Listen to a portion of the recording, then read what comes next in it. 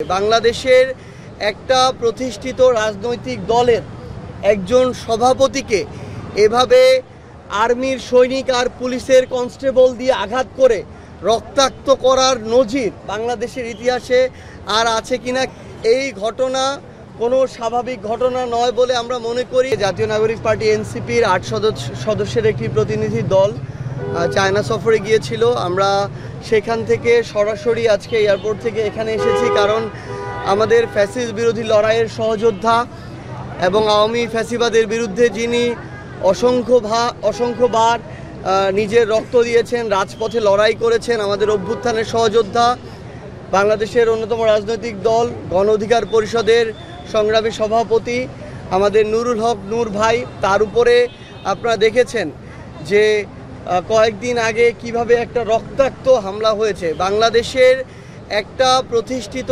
রাজনৈতিক দলের একজন সভাপতিকে এভাবে আর্মির সৈনিক আর পুলিশের কনস্টেবল দিয়ে আঘাত করে রক্তাক্ত করার নজির বাংলাদেশের ইতিহাসে আর আছে কিনা, কিংবা এটি একটি বিরল একটি ইতিহাস।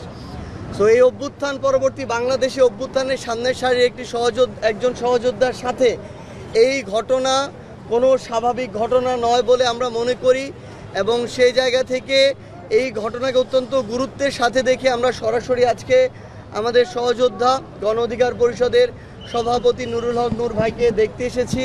আপনারা জানেন যে তার শরীরের নাক, মাথা, বুক থেকে শুরু করে একাধিক জায়গায় ফ্র্যাকচার রয়েছে এবং তিনি এখনও ঢাকা মেডিকেলের আইসিইউতে রয়েছেন।